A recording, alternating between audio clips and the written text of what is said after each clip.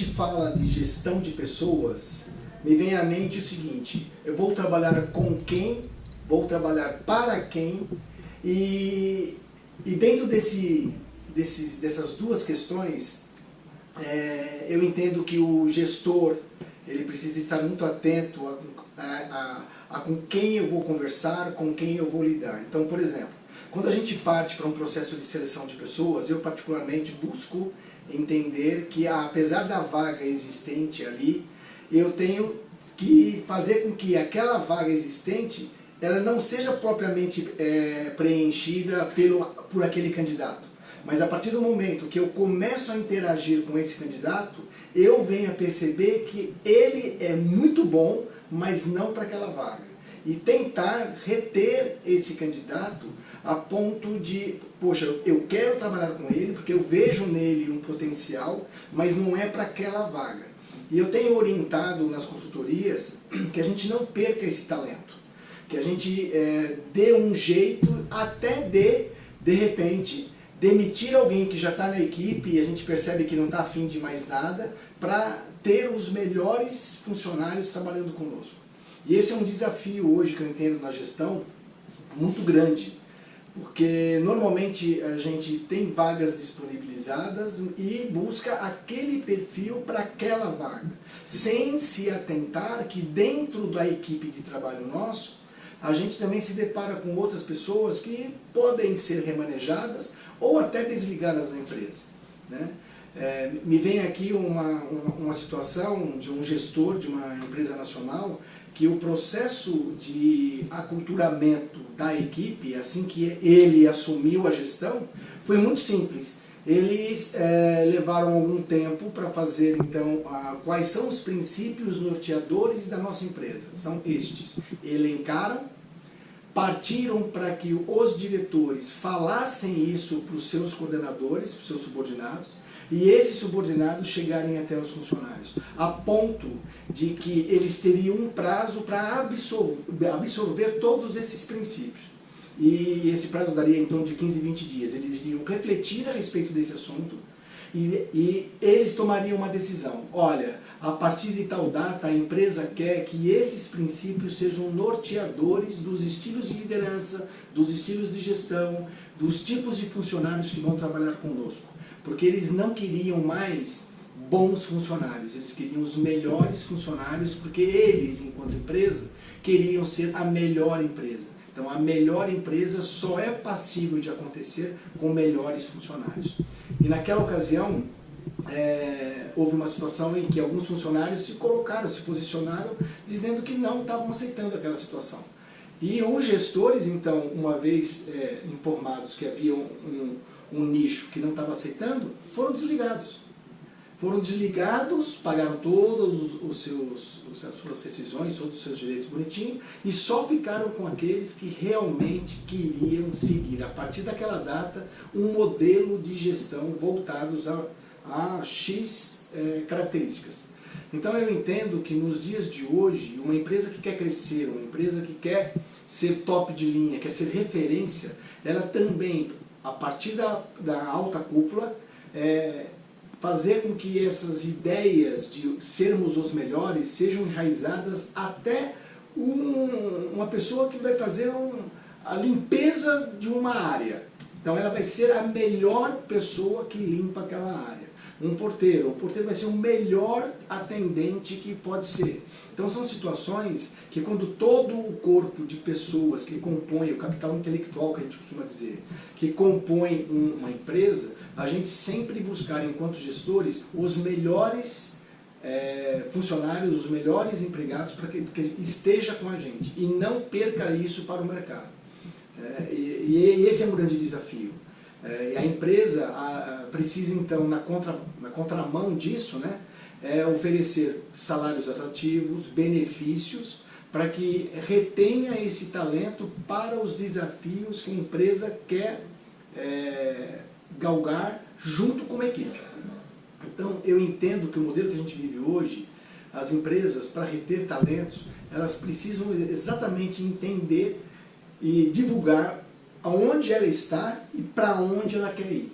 Então, com quem eu trabalho hoje e para quem eu trabalho hoje. E esta relação, ela é de mão dupla. Quando a gente percebe funcionários realmente, olha, amo o que eu faço e faço dentro dessa empresa, a pessoa quer voltar, e isso é uma coisa que me incomoda muito. Os Baby Boomers, a geração X, havia uma relação de fidelização naquela empresa. Eu mesmo trabalhei numa 20 anos, meu pai 33, meus avós, então era tudo assim. Você entrava para trabalhar dentro de uma organização, você se dava a ela vários anos de trabalho. Porque tudo aquilo que você conquistou foi por conta daquele salário que você então ganhava na contramão, na contrapartida da empresa. Então, nos dias de hoje, isso se perdeu.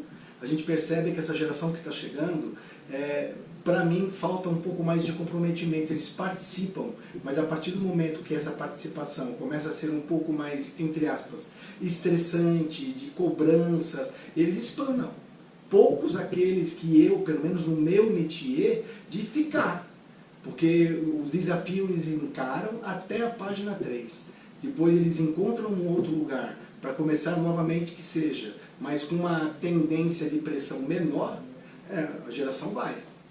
Então há um desafio dos gestores para buscar sempre os melhores. E para eu buscar esses melhores, eu preciso ter transparência em toda a minha cadeia de comando. E o que é interessante, nessa empresa que a gente teve contato e conhece um pouco da história, não foi o gestor, o CEO, que foi a base para falar com os funcionários. Foram os seus imediatos diretos. Então eu tinha lá o primeiro escalão, que era ele, passou para os diretores, ele então passou. Esses diretores, os mesmos diretores passaram para os coordenadores, e dos coordenadores para os funcionários, e aí foi a cadeia. Porque na visão do gestor, do dono da empresa, ele entende que quando eu passo para o meu imediato, eu também absorvo aquilo que eu estou falando.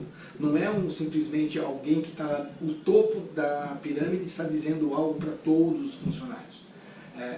O comprometimento também de cada um dos escalões para repassar a informação que a partir de agora a situação vai ser A, B, C ou D.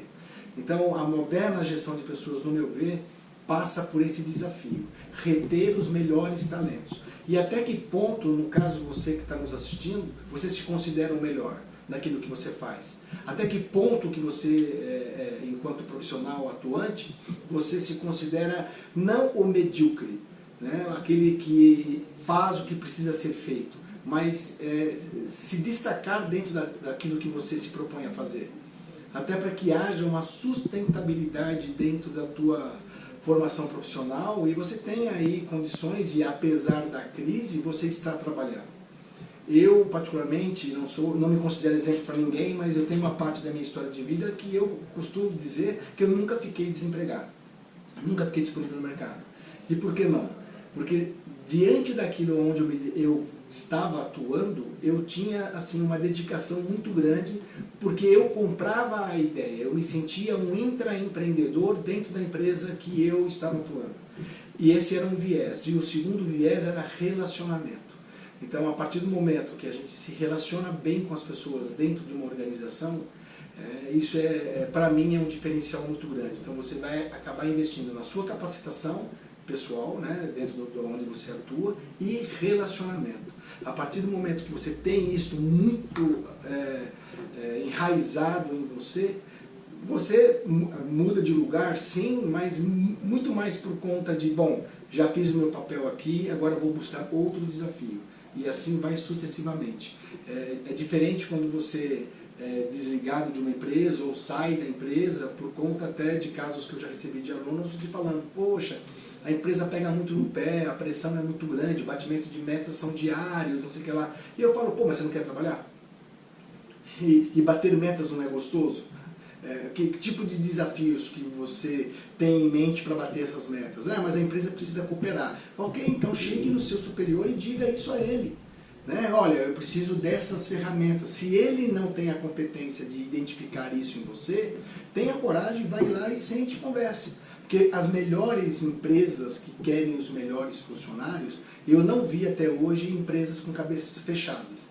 dentro das suas caixinhas. Muito pelo contrário, gestores com cabeças abertas. Só que precisa haver a proatividade de eu ir ao encontro deles e falar aquilo que eu estou imaginando, visando o quê? Não a minha saída daquela organização, mas a minha contribuição enquanto profissional para fazer o melhor sempre. Então é importante essa reflexão para que tanto os líderes de empresas que querem os melhores funcionários, esses melhores funcionários também quererem essa relação de eu ter um melhor ambiente de trabalho para eu pensar. Pense nisso e tente fazer a diferença dentro da sua linha profissional.